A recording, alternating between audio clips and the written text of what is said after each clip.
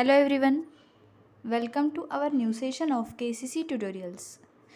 तो बच्चों, आज हम लोग 10वीं कक्षा के हिंदी लोक भारती का ये 9वां पाठ रीढ़ की हड्डी ये पढ़ने जा रहे हैं, जो लिखा गया है जगदीश चंद्र माथुर द्वारा। ये जो पाठ है, ये लेसन है, ये स्त्रियों के स्वतंत्रता पर आधारित ये भाष्य करता है। समाज में जो औरतों की दशा है, इनको सुधारने के लिए, उनको उनके अधिकारों के प्रति जागरूक करने के लिए ये पाठ लिखा गया है जगदीश चंद्र माथुर इनके द्वारा। तो ये पाठ आज हम सीखने वाले हैं रीढ़ की हड्डी। ये हमारा 9वां पाठ रीढ़ की हड्डी ये सीखने वाले हैं। वीडियो स्टार्ट करने से पहले आपको एक रिक्वेस्ट है कि आपको अगर हमारे वीडियोस अच्छे लगते हो, इसका फ़ायदा होता हो, तो इसे ज़्यादा से ज़्यादा लाइक, शेयर और कमेंट कीजिए और हमारे चैनल को सब्सक्राइब कीजिए। तो चलिए शुरू करते हैं। रीढ़ की हड्डी जगदीश चंद्र माथुर, इनका परिचय जानते हैं। देखिए, इनका जन्म 1917 में हुआ था बुलंदशहर उत्तर प्रदेश में, और इनका मृत्यु 1978 में हुआ था। जगदीश चंद्र माथुर जी एक वरिष्ठ साहित्यकार और संस्कृति पुरुष थे। आपने आकाशवाणी में काम करते हुए हिंदी को लोकप्रिय बनाने में महत्वपूर्ण योगदान दिया है। ये आकाशवाणी में काम करते थे और आप प्रसिद्ध नाटककार के रूप में प्रतिष्ठित है। बहुत सारे नाटक इनके बहुत प्रसिद्ध है, मतलब ये नाटककार है। ये आज हम जो पढ़ने वाले हैं ये भी एक नाटक है, एकांकी है जो इन्होंने लिखी है। इनकी प्रमुख कृतियाँ देखिए क्या है, कोणार्क, पहला राजा, भोर का तारा, शारदिया आदि। ये जो लेसन आज हम पढ़ने वाले हैं रीढ़ की हड्डी, ये इसी किताब से लिया गया है। भोर का तारा इस किताब से लिया गया है। इनकी जगदीश चंद्र माथुर की जो किताब है भोर का तारा, भोर का मतलब सुबह का, अर्ली मॉर्निंग जो होते हैं उसे भोर कहते हैं। डॉन इंग्लिश में हम क्या कहते हैं, DAWN, डॉन, भोर मराठी में पहाट कहते हैं। तो भोर मतलब अर्ली मॉर्निंग का तारा, भोर का तारा जिसे कहते हैं। इस किताब से ये रीढ़ की हड्डी ये पाठ हमें अध्ययन के लिए दिया गया है। इस गद्य के संबंधी जानते हैं। देखिए, प्रस्तुत एकांकी में जगदीश चंद्र माथुर ने स्त्री शिक्षा के महत्व को दिखाया है। स्त्री शिक्षा कितनी महत्व रखती है आजकल के दिनों में, आजकल के ज़माने में स्त्री शिक्षा को कितना महत्व है, ये इन्होंने इसमें बताया है। समाज के दकियानुसी विचारों पर प्रहार करते हुए लेखक ने नारी सम्मान को महत्व प्रदान किया है। समाज के दकियानुसी विचार मतलब जो ऑर्थोडॉक्स थॉट्स होते हैं, मतलब कि परंपरानिष्ठ विचार या फिर सनातनी विचार जो होते हैं समाज के, इन विचारों पर प्रहार करते हुए लेखक ने नारी सम्मान को महत्व प्राप्त कर दिया है। ये जो पाठ है, ये इस एकांकी का उद्देश्य ही यही है कि समाज में औरतों की जो दशा है इसको सुधारना और उनका अधिकार उन्हें प्राप्त करके देना। जो समाज स्त्रियों को जानवरों के समान समझता है या उनसे ज़्यादा कुछ नहीं समझता, उनके लिए ये उनकी तरफ ये जो लेसन है ये हाँ उंगली उठाता है। मतलब समाज में स्त्रियों को सम्मान मिलना चाहिए ये बताता है। औरत को, स्त्री को सम्मान मिलना चाहिए, उनके व्यक्तित्व की रक्षा करनी चाहिए, ये संदेश ये पाठ हमें देता है। तो चलिए शुरू करते हैं। इसमें कौन कौन से पात्र है देखिए, ये एक एकांकी है, नाटक है। उमा है जो सुशिक्षित युवती है, मतलब पढ़ी लिखी हुई एक लड़की है। रामस्वरूप उमा के पिताजी है। प्रेमा उमा की माता है। और शंकर एक युवक है, गोपाल प्रसाद शंकर के पिता है। ये दोनों अलग है, ये शंकर और गोपाल प्रसाद, ये युवक है और ये शंकर के पिता है गोपाल प्रसाद, शंकर युवक। और रतन जो है ये रामस्वरूप का नौकर है। अभी नाटक शुरू होता है। देखिए, एक कमरा दिखाया गया है। अंदर के दरवाजे से आते हुए जिन महाशय की पीठ नज़र आ रही है वह अधेड़ उम्र के हैं। अधेड़ उम्र के मतलब मिडल एज के हैं। अंदर के दरवाजे से आते हुए जिन महाशय की हमें पीठ नज़र आ रही है, ऐसा दृश्य चालू हुआ है। नाटक अभी शुरू हुआ है स्टेज पर। ये जो दृश्य हमें दिख रहा है इसका वर्णन यहाँ पे किया गया है कि कमरा है, अंदर के दरवाजे से कोई आ रहा है। जो महाशय आ रहे हैं, मतलब जो भी व्यक्ति आ रहे हैं जिनकी पीठ नज़र आ रही है, ये अधेड़ उम्र के हैं, मतलब मिडल एज के हैं। एक तख्त को पकड़े हुए कमरे में आते हैं। तख्त मतलब जो बिछाने के लिए, बैठने के लिए चादर होती है बेडशीट जैसी, उसे तख्त कहते हैं। इस तख्त को लेकर ये आ रहे हैं। तख्त का दूसरा सिरा उनके नौकर ने पकड़ा है। इनका दूसरा जो नौकर है जिसका नाम है रतन, इसने ये दूसरा सिरा पकड़ा है। दूसरा सिरा मतलब दूसरा एज पकड़ा है, दूसरा साइड पकड़ा है। तो रामस्वरूप क्या कहता है देखिए, अबे धीरे धीरे चल, अब तख्त को उधर मोड़ दे, उधर, ऐसा ये कहता है। गुस्से में आके हुए कहता है, तख्त के रखे जाने की आवाज़ आती है, और ऐसे कहकर ये तख्त रख देते हैं दोनों लोग। रतन कहता है क्या देखिए, बिछा दे साहब, क्या इसे बिछा दूँ मैं? अगर आपको अभी बैठना है तो क्या मैं इसे बिछा दूँ, ऐसा ये पूछता है। तो रामस्वरूप देखिए उसे क्या जवाब देते हैं, ज़रा तेज़ आवाज़ में ही ये बोलते हैं। तो ये क्या कहते हैं, और क्या करेगा? परमात्मा के यहाँ जब अक्ल बढ़ रही थी तो तू दूर से पहुँचा था क्या? बिछा दूँ साहब। और ये पसीना किस लिए बहाया है? ऐसे गुस्से में आते हुए ये इससे डांटते हुए कहता है रामस्वरूप कि और क्या करेगा, बिछाएगा नहीं तो और क्या करेगा? जब परमात्मा अक्ल बांट रहा था तो क्या तुम देर से पहुँचे थे? तुम्हें इतना भी समझ में नहीं आता कि अभी बिछाना ही है, ये लाया ही इसीलिए है कि यहाँ पर बिछाना है, तो तुम क्यों पूछ रहे हो बिछा दूँ साहब? ऐसा क्यों पूछते हो? ऐसा ये कह रहा है रामस्वरूप। तो रतन देखिए तख्त बिछाता है और हंसने लगता है, ही। तो रामस्वरूप देखिए आगे कहता है, आगे क्या करता है, दरी उठाते हुए और बीबी जी के कमरे में से हारमोनियम उठा ला और सितार भी। ये दरी उठाते हुए कहता है कि तुम क्या करना, बीबी जी के कमरे में से जाना, बीबी जी के कमरे में जाना और वहाँ से हारमोनियम और सितार उठा लाना, जल्दी जा। रतन जाता है और पति पत्नी तख्त पर दरी बिछा देते हैं। पति पत्नी मतलब इनकी जो पत्नी है प्रेमा, ये और ये रामस्वरूप दोनों मिलकर दरी बिछा देते हैं। तो प्रेमा क्या कहती देखिए, लेकिन वह तुम्हारी लाडली बेटी उमा तो मुंह फुलाए पड़ी है। ये जो उमा होती है ये इनकी सुशिक्षित युवती लड़की होती है। तो ये प्रेमा कहती है उसकी माँ कि अपनी बेटी तो देखिए मुंह फुला के बैठी है, मुंह फुलाना मतलब रूठ जाना, मुंह फुला के हुए बैठी है। तो रामस्वरूप कहते हैं क्या हुआ? प्रेमा कहती है, तुम ही ने तो कहा था कि उसे ठीक ठाक करके नीचे लाना, क्योंकि उसको देखने के लिए मेहमान आने वाले होते हैं। तो अभी रामस्वरूप देखिए क्या कहते हैं, अरे हाँ देखो, उमा से कह देना कि ज़रा करीने से आए, करीने से आए मतलब अच्छे से सज धज कर आए। ये लोग ज़रा ऐसे ही है, मतलब ये क्या कह रहा है रामस्वरूप अपनी पत्नी को कि उमा को तुम बता देना कि ये जल्दी से तैयार होकर नीचे आए और ज़रा करीने से आए, मतलब अच्छे से आए। ये लोग ज़रा ऐसे ही है, खुद पढ़े लिखे हैं, वकील है, सभा सोसाइटियों में जाते हैं, मगर चाहते हैं कि लड़की ज़्यादा पढ़ी लिखी ना हो। तो ये जो रामस्वरूप है ये अपनी पत्नी से क्या कहती है कि जब मेहमान आए तो उसे कहना कि अच्छे से आए, ठीक ठाक से आए, क्योंकि ये लोग ज़रा मतलब ऐसे है कि खुद पढ़े लिखे हैं, लेकिन इनका मानना ये है कि लड़की पढ़ी लिखी ना हो।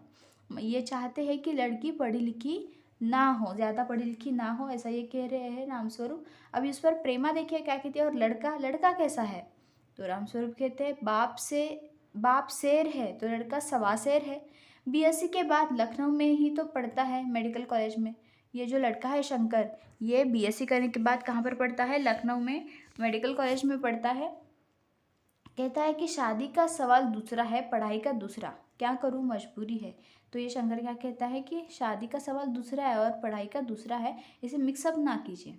तो रत्न देखिए क्या कहता है, बाबूजी बाबूजी, ऐसे धीमे आवाज़ में कहता है, धीमी आवाज़ मतलब धीरे से कहता है कि बाबूजी बाबूजी, क्योंकि उसको बताना होता है कि अभी कोई तो आया है। रामस्वरूप कहता है दरवाजे से बाहर झांकते हुए, झांककर मतलब ऐसे देखना, झांकना, दरवाजे से झांकते हुए ये कहता है, अरे प्रेमा वे आ भी गए। मतलब ये अपनी पत्नी से कहता है रामस्वरूप कि प्रेमा ये लोग तो आ भी गए, तुम्हारी तैयारी हुई है कि नहीं, ऐसा ये कह रहा है।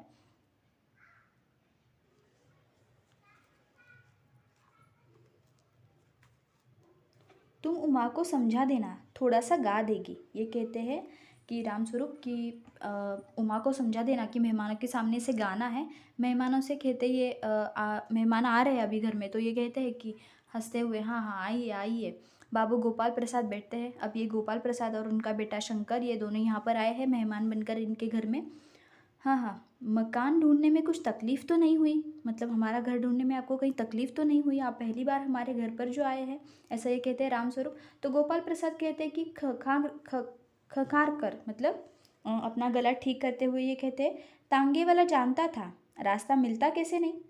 तो ये कहते हैं कि हाँ तांगे वाला जानता था, इसलिए हमें रास्ता जल्दी मिल गया, कुछ तकलीफ़ नहीं हुई, ऐसा ये कह रहे हैं। रामस्वरूप क्या कहता है देखिए, हाँ हाँ हाँ, लड़के की तरफ मुखातिब होकर, मतलब लड़के की तरफ अपना मुंह घुमाकर ये कहते हैं, और कहिए शंकर बाबू, कितने दिनों की छुट्टियां हैं?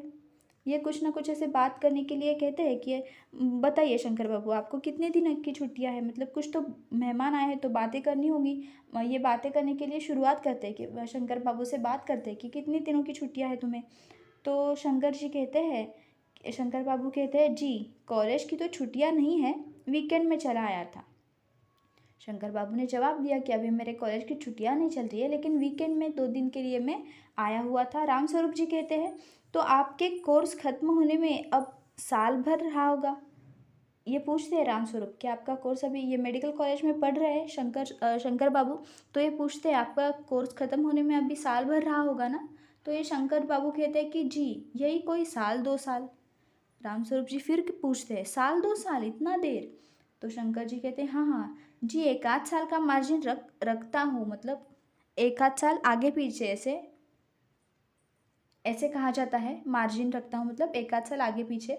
तो गोपाल प्रसाद जी कहते हैं अपनी आवाज़ और तरीका बदलते हुए, मतलब अपनी आवाज़ बदल कर, ये देखिए क्या कहते हैं, अच्छा तो साहब फिर बिजनेस की बातचीत हो जाए। मतलब ये देखने तो आए हैं लड़की को, मेहमान बनकर लड़की को देखने आए हैं, और देखिए ये वर्ड क्या यूज़ कर रहे हैं, चलो तो फिर बिजनेस की बातचीत हो जाए, मतलब ऐसा समझा जाता है लड़कियों को। इसी बात पर ये एकांकिका लिखी गई है, एकांकी लिखी गई है कि स्त्रियों का सम्मान करना सीखना चाहिए, उनकी भावनाओं को सीखना चाहिए। देखिए ये क्या कह रहे हैं कि अच्छा तो साहब फिर बिजनेस की बातचीत हो जाए, ऐसा ये कहते हैं। तो इनकी मानसिकता ही अलग यहाँ पर दिखाई गई है। तो रामस्वरूप जी चौंक कर कहते हैं बिजनेस। तो इनके बाद में समझ में आता है कि समझ कर ये कहते हैं ओ अच्छा अच्छा, लेकिन ज़रा नाश्ता तो कर लिया जाए, मतलब इनके कहने का मतलब है कि अभी कुछ बातचीत हो जाए, लेन देन की बातें हो जाए, ऐसा ये कहते हैं। और फिर रामस्वरूप जी कहते हैं कि हाँ ठीक है, थोड़ा सा नाश्ता कर लीजिए, तो फिर हम बाद में बातें करेंगे, ऐसा इनका कहने का मतलब होता है। तो आगे देखिए गोपाल प्रसाद जी क्या कहते हैं, यह सब आप क्या तकल्लुफ़ करते हैं, मतलब आपने इतनी तकलीफ़ क्यों उठाई हमारे लिए, ये सब नाश्ता पानी वगैरह क्यों किया, ये उनका कहना है। तो रामस्वरूप जी कहते हैं हाँ हाँ, तकल्लुफ़ किस बात का, यह तो मेरी बड़ी तकदीर है कि आप मेरे यहाँ तशरीफ़ लाए। ये तो मेरा बड़ा भाग्य है कि आप हमारे यहाँ आए। तशरीफ़ लाना मतलब आना, घर पर आना, आप हमारे यहाँ आए, ये हमारी बहुत बड़ी सौभाग्य की बात है हमारे लिए, ऐसा ये कहते हैं। और ऐसा कहकर ये अंदर जाते हैं रामस्वरूप जी। तो गोपाल प्रसाद अपने लड़के से कहते हैं देखिए क्या कह रहे हैं, क्यों क्या हुआ? तो शंकर बाबू कहते हैं कुछ नहीं। फिर से गोपाल प्रसाद जी पूछते हैं झुक कर क्यों बैठते हो, ब्याह तय करने आए हो, कमर सीधी करके बैठो। तुम्हारे दोस्त ठीक कहते हैं कि शंकर की बैकबोन ये बोलने वाले होते हैं, इतने में ही अंदर से रामस्वरूप जी आते हैं। इतने में बाबू रामस्वरूप जी चाय की ट्रे लाकर मेज़ पर रख देते हैं, मेज़ मतलब टेबल पर ये रख देते हैं। तो गोपाल प्रसाद जी कहते हैं आखिर आप माने नहीं, मतलब आपने हमारे लिए कष्ट उठाए ही, मतलब आपने हमारे लिए जो भी नाश्ता उपहार है, चाय है, ये सब कुछ बनाया, आपने इतनी तकलीफ़ उठाई, ऐसा इनको कहना है। तो गोपाल प्रसाद जी कहते हैं आखिर आप माने ही नहीं।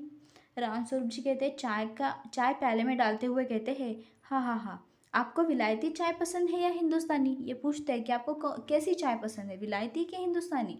तो गोपाल प्रसाद जी कहते हैं नहीं नहीं साहब, मुझे आधा दूध और आधी चाय दीजिए, और ज़रा चीनी भी ज़्यादा डालिएगा। तो ये गोपाल प्रसाद जी है, ये इनको कहते हैं रामस्वरूप जी को कि आधा दूध और आधी चाय दे दीजिए और चीनी थोड़ी सी ज़्यादा डालना, ऐसा ये कह रहे हैं। शंकर बाबू देखिए क्या कहते हैं, खकार कर कहते हैं कि सुना है सरकार अब ज़्यादा चीनी वालों पर टैक्स लगाएगी। ऐसा ये कहते हैं कि जो भी ज़्यादा चीनी खाएगा या फिर इसका इस्तेमाल ज़्यादा करेगा, इस पर ये टैक्स लगा रही है सरकार, ऐसा मैंने सुना था। तो गोपाल प्रसाद जी कहते हैं चाय पीते हुए ये कहते हैं सरकार जो चाहे कर ले, पर अगर आमदनी करनी है तो सरकार को बस एक ही टैक्स लगाना चाहिए। ये कहते हैं कि सरकार को बस एक ही टैक्स लगाना चाहिए, सभी बातों पर, सभी चीज़ों पर टैक्स नहीं लगाना चाहिए अगर उस सरकार को आमदनी करनी है तो रामस्वरूप जी कहते हैं शंकर को प्याला पकड़ाते हुए कहते हैं वह क्या? तो गोपाल प्रसाद जी कहते हैं खूबसूरती पर टैक्स। इन्होंने कहा था गोपाल प्रसाद जी ने कि एक ही चीज़ पर टैक्स लगाना चाहिए, तो रामस्वरूप जी पूछते हैं कि ये कौन सी चीज़ है जिस पर टैक्स लगाना चाहिए। तो गोपाल प्रसाद जी कहते हैं कौन सी वो चीज़ है जिस पर टैक्स लगाना चाहिए, वो है खूबसूरती, खूबसूरती पर टैक्स लगाना चाहिए, ऐसा ये कह रहे हैं। रामस्वरूप और शंकर हंस पड़ते हैं। ये सब इनकी बातें चल रही होती है। मजाक नहीं साहब, यह ऐसा टैक्स है जनाब कि देने वाले चूप भी ना करे। जो भी ना करेंगे, ऐसा ये कह रहे हैं। गोपाल प्रसाद जी कह रहे कि ये तो बहुत अच्छा हुआ टैक्स है, मतलब लोग इसे सीरियसली लेंगे, ऐसा ये कह रहे हैं गोपाल प्रसाद जी। रामस्वरूप देखिए आगे क्या कहते हैं, जोर से हंसते हुए कहता है, वाह वाह, खूब सोचा आपने, खूब सोचा आपने। वाकई आजकल खूबसूरती का सवाल भी बेढब हो गया है, मतलब बहुत ही ज़्यादा इसकी कंपटीशन बढ़ गई है। खूबसूरत लगना, अच्छे दिखना, गोरा दिखना, ये सभी बातें आजकल बहुत बढ़ गई है। हम लोगों के ज़माने में तो यह कभी उठता ही न था, उठता भी न था, ऐसा ये कह रहे हैं रामस्वरूप जी। तश्तरी गोपाल की तरफ बढ़ाते हैं और कहते हैं कि लीजिए, तश्तरी मतलब प्लेट जिसमें ये लाए हैं तश्तरी, ये प्लेट उनकी तरफ बढ़ाते हैं गोपाल की तरफ और कहते हैं कि लीजिए। गोपाल प्रसाद जी कहते हैं, समोसा उठाते हुए कहते हैं कि नहीं नहीं साहब, कभी नहीं साहब, कभी नहीं, हमारे वक्त तो ऐसा था ही नहीं, ऐसा ये कह रहे हैं। रामस्वरूप देखिए आगे क्या कहता है, शंकर की तरफ मुनातिब होकर, फिर से शंकर की तरफ मुनातिब होता है और ये कहता है, आपका क्या ख्याल है शंकर बाबू। तो शंकर कहता है, किस मामले में मेरा ख्याल आप जानना चाहते हैं। तो रामस्वरूप जी कहते हैं कि शादी तय करने में खूबसूरती का हिस्सा कितना होना चाहिए। ये उनको डायरेक्टली पूछते हैं कि शादी तय करने में खूबसूरती का हिस्सा कितना होना चाहिए, ऐसा ये पूछते हैं। मतलब ये जो एकांकी है, इस एकांकी में लोग जो समाज के समाज में स्त्रियों को जिस तरह बिहेव करवाते हैं, उसी पर ये एकांकिका लिखी गई है। ये पूछते हैं कि खूबसूरती का कितना हिस्सा होना चाहिए। तो गोपाल प्रसाद जी कहते हैं, बीच में ही अब ये बात रुका देते हैं और ये कहते हैं, यह बात दूसरी है बाबू रामस्वरूप, मैंने आपसे पहले भी कहा था, लड़की का खूबसूरत होना निहायत ज़रूरी है। मतलब ये कहते हैं कि लड़की खूबसूरत ही होनी चाहिए और जायचा तो मिल ही जाएगा। जायचा मतलब क्या, जन्मपत्र, इनकी कुंडली, जन्मपत्र मतलब इनकी कुंडली, जन्मपत्रिका, ये तो मिलनी ही चाहिए। तो रामस्वरूप जी कहते हैं कि हाँ जी, जायचे का मिलना क्या मुश्किल बात है, ठाकुर जी के चरणों में रख दिया था, बस खुद ब खुद मिला हुआ समझिए। ये कहते हैं कि हाँ, ठाकुर जी के पास हमने रखा था ये इनके पैरों में, तो वहाँ से हमें ये मिल सकता है, ऐसा समझिए कि मिला हुआ है। तो ये कहने के बाद शंकर भी हंसता है, मगर गोपाल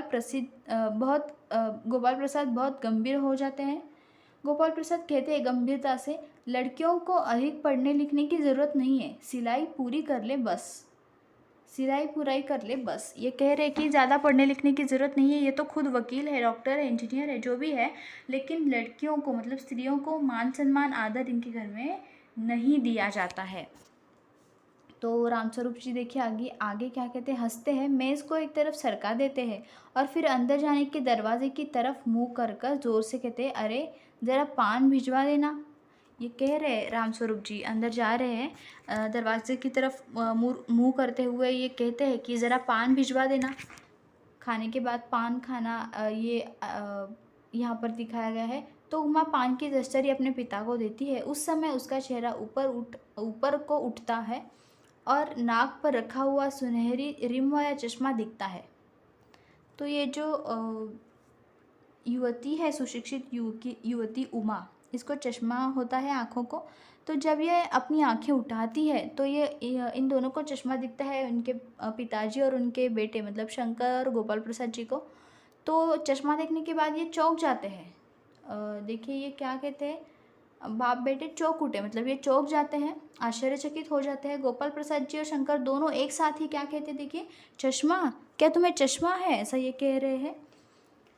तो रामस्वरूप जी देखिए आगे क्या कहते हैं, ज़रा सकपकाकर, मतलब ऐसे काँपते हुए ये कहते हैं, हाँ जी, वह पिछले महीने में इसकी आंखें दुखने लग गई थी। ये बताते हैं कारण कि पिछले महीने में इसकी आंखें दुख रही थी, सो कुछ दिनों के लिए चश्मा लगाना पड़ रहा है। ये कह रहे हैं कि अभी कुछ दिनों के लिए चश्मा लगाना डॉक्टर ने बताया है, ऐसा ये कह रहे हैं।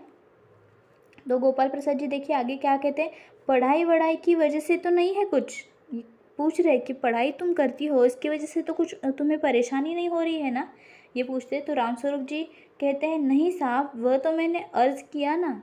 तो ये कहते हैं कि हाँ, मैंने हरकत ली थी, मैंने अर्ज़ किया था कि क्या तुम्हें परेशानी है कुछ पढ़ाई करने में, बहुत ज़्यादा होती है ऐसा कुछ। तो उसने कहा नहीं।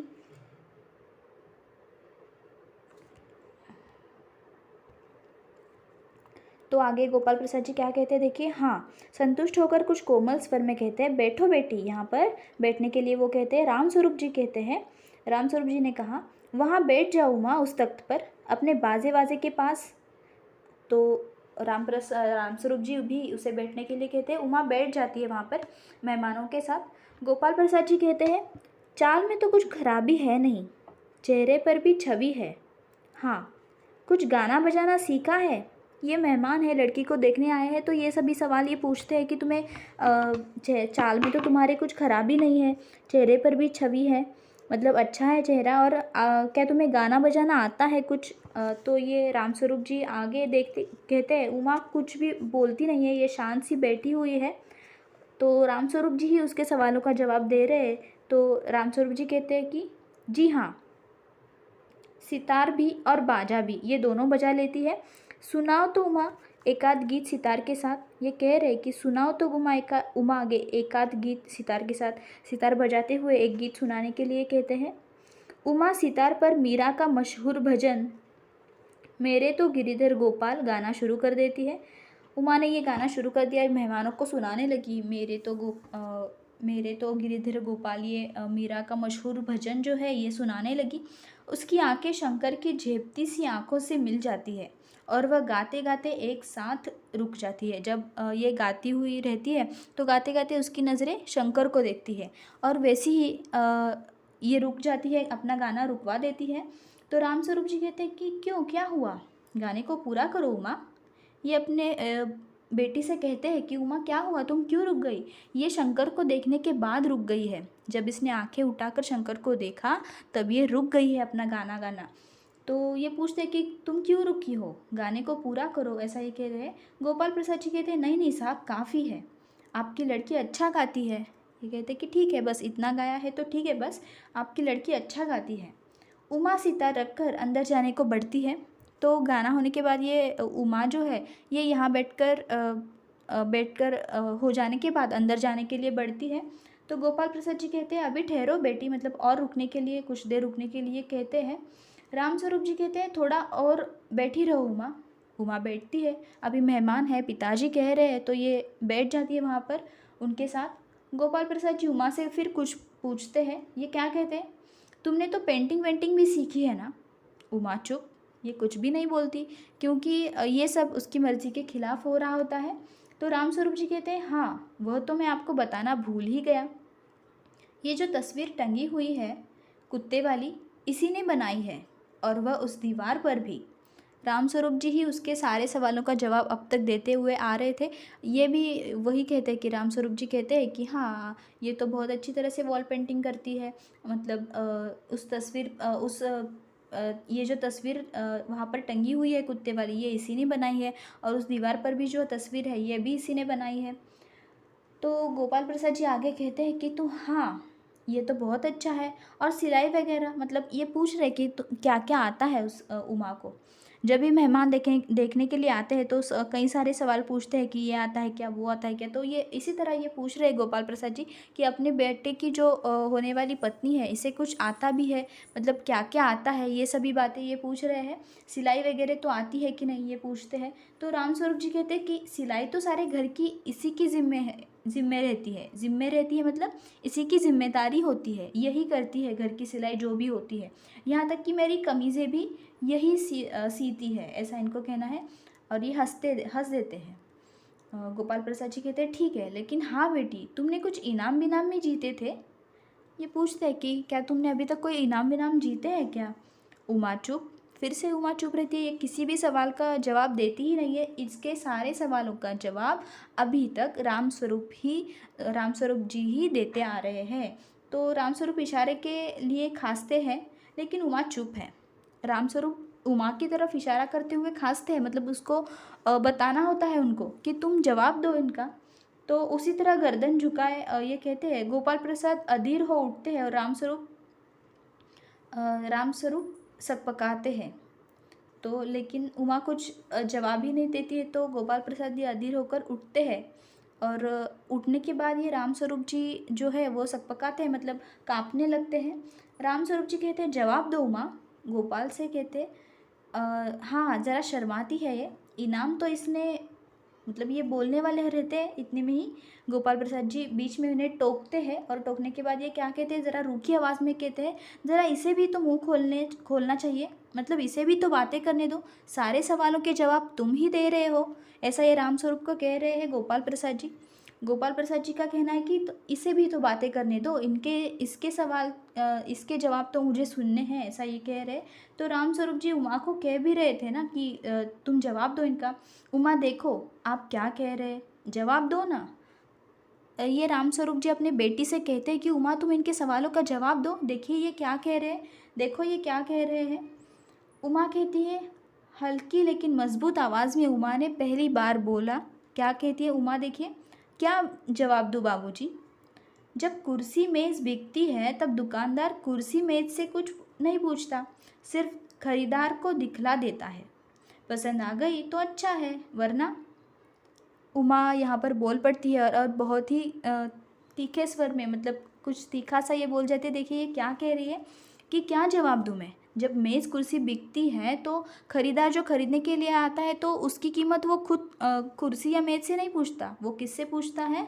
दुकानदार से कुर्सी या मेज़ की कीमत जो है ये पूछता है। और पसंद आ गई तो ठीक है, वरना ये आगे कहने वाली होती है। उतने में ही उसे रामस्वरूप जी टोकते हैं और खड़े होकर ये कहते हैं, उमा उमा ये तुम क्या कह रही हो, चुप हो जाओ। ऐसा उनको कहने का मतलब होता है कि ये चौंक कर खड़े हो जाते हैं कि ये क्या कह रही है अपनी बेटी। उमा अभी आगे देखिए बोलने लगती है, बोल पड़ती है उमा, अब मुझे कह लेने दीजिए बाबूजी। गोपाल प्रसाद जी ताव में आकर कहते हैं, बाबू रामस्वरूप, आपने मेरी इज्जत उतारने के लिए मुझे यहाँ बुलाया था? ये पूछते हैं कि ये ऐसा बर्ताव कर रही है, ऐसा बिहेव कर रही है, क्या आपने इसीलिए मेरी इज्जत निकालने के लिए यहाँ पर बुलाया था? तो उमा कहती है तेज़ आवाज़ में, मतलब ज़ोर की आवाज़ में, जी हाँ, और हमारी बेइज्जती नहीं होती जो आप इतनी देर से नाप तोल कर रहे हैं, मतलब ऐसे ऐसे सवाल पूछ रहे हैं, ये आता है क्या, वो आता है क्या, चाल अच्छी है बुरी है, इतने सवाल जो मुझे पूछ रहे हैं, इसमें हमारी बेइज्जती नहीं होती? ये उमा तेज़ आवाज़ में उनसे पूछती है कि आप इतनी देर से जो नाप तोल कर रहे हैं, नाप तोल करना मतलब देखना, परखना, नाप तोल करना मतलब क्या, परखना। तो शंकर बाबू कहते हैं, बाबूजी चलिए, ये अपने पिताजी से, गोपाल प्रसाद जी से कहते हैं कि चलिए हम यहाँ से चलते हैं। तो गोपाल प्रसाद जी देखिए क्या कहते हैं, क्या तुम कॉलेज में पढ़ी हो? रामस्वरूप चुप, क्योंकि इन्होंने बताया था कि ये तो ज़्यादा पढ़ी लिखी नहीं है। अभी आगे देखिए यहाँ पर बताया गया है। तो उमा कहते हैं कि जी हाँ, मैं कॉलेज में पढ़ी हूँ, मैंने बीए पास किया है, कोई पाप नहीं किया, कोई चोरी नहीं की, और न आपके पुत्र की तरह लड़कियों के हॉस्टल में ताक झाँक कर कायरता दिखाई है। ये इतने देर तक जो चुप रही हुई उमा थी, ये अभी बोल पड़ती है। और ये गोपाल प्रसाद जी जब पूछते हैं, क्या तुम कॉलेज में पढ़ी हो? इतना जो तुम बोल रही हो, इतना तुम्हें आत्मविश्वास है, ये तुम बोल रही हो, तो क्या तुम कॉलेज में पढ़ी हो? तो उमा कहती है कि हाँ, जी हाँ, मैं कॉलेज में पढ़ी हूँ, मैंने बीए पास किया है, और ऐसा करके मैंने कुछ पाप नहीं किया, मैंने सिर्फ शिक्षा हासिल की है जो आजकल के लड़कियों को करनी चाहिए, यही मैंने किया है, कोई चोरी नहीं की है, और ना ही आपके पुत्र की तरह लड़कियों के हॉस्टल में ताक झाँक कर कायरता दिखाई है। कायरता मतलब डरपोकपना दिखाया है, ऐसा इनको कहना है। मुझे अपनी इज्जत, अपने मान का ख्याल तो है, लेकिन इनसे पूछिए कि ये किस तरह नौकरानी के पैरों में पड़कर अपना मुंह छिपाकर भागे थे। इसको पता होता है उमा को, ये जो शंकर है ये कैसा लड़का है, इसका बर्ताव कैसा है स्त्रियों के प्रति। तो इसके लिए कहती है कि मुझे अपनी इज्जत और अपने मान का ख्याल है, लेकिन अपने पुत्र को तो देखिए, इनसे पूछिए कि ये किस तरह नौकरानी के पैरों में पड़कर अपना मुंह छिपाकर भागे थे। तो रामस्वरूप जी अपने बेटी पर चिल्लाते हुए कहते हैं, उमा उमा शांत हो जाओ। ये शांत होने के लिए उसको कहते हैं, मतलब 2 बार चिल्लाते हैं, उसका नाम पुकारते हैं, कि उनको कहना होता है कि तुम शांत रह जाओ। अपनी बेटी से ये कहते हैं। तो गोपाल प्रसाद जी आगे देखे क्या कहते हैं, खड़े होकर गुस्से में कहते हैं, बस हो चुका। बाबू रामस्वरूप, आपने मेरे साथ दगा किया मतलब धोखा दिया। आपकी लड़की बीए पास है और आपने मुझसे कहा था कि सिर्फ मैट्रिक तक पढ़ी है। दरवाजे की ओर बढ़ते हैं। ये सभी जब हो रहा होता है बातचीत, तो ये सभी खड़े हो जाते हैं, राम स्वरूप जी, गोपाल प्रसाद जी। और ये गोपाल प्रसाद जी खड़े होकर गुस्से से कहते हैं कि आपने मेरे साथ धोखा किया है राम स्वरूप जी। आपने तो बताया था कि आपकी लड़की सिर्फ मैट्रिक पास हुई है, मैट्रिक मतलब 10th तक सीखी हुई है, लेकिन ये तो BA पास की हुई है। आपने हमारे साथ धोखा किया है, दगा दिया है, ऐसा ये कह रहे। तो ये जो राम स्वरूप जी है, इन्होंने अपनी बेटी की शिक्षा मेहमानों से छिपाए रखी।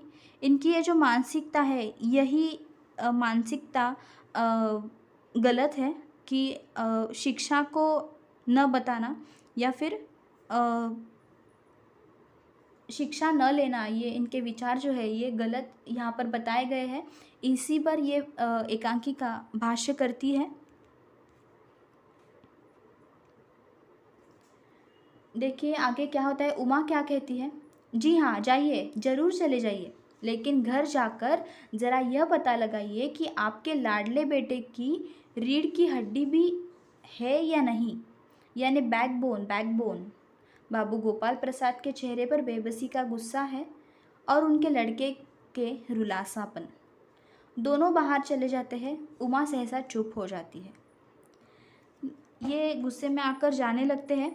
जाने के बाद ये उमा कहती है कि हाँ ठीक है, जाइए, चले जाइए, लेकिन घर जाने के बाद अपने बेटे से पूछिए कि इनकी रीढ़ की हड्डी है भी या नहीं, मतलब इनको कुछ स्वाभिमान है भी या नहीं, इनको कुछ कर्तव्य, कुछ कर्तृत्व है भी या नहीं, इनको पूछिए। अपने लाडले बेटे की रीढ़ की हड्डी है भी या नहीं, ये इनसे पूछिए। बैकबोन मतलब जिस पर हम खड़े होते हैं, जो हमारे खड़े होने के लिए शरीर का मुख्य हिस्सा होती है।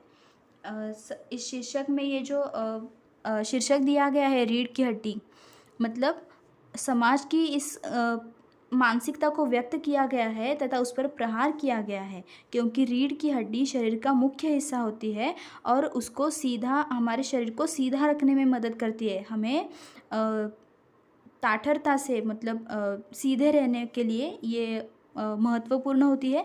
इसी तरह समय के अनुसार जो पुरानी रीतियां हैं, परंपरा है, इनका बदलना आवश्यक है। और यही समाज जब बदलता है, समाज में बदलाव आते हैं, तो कैसे सभी विचार बदलने के लिए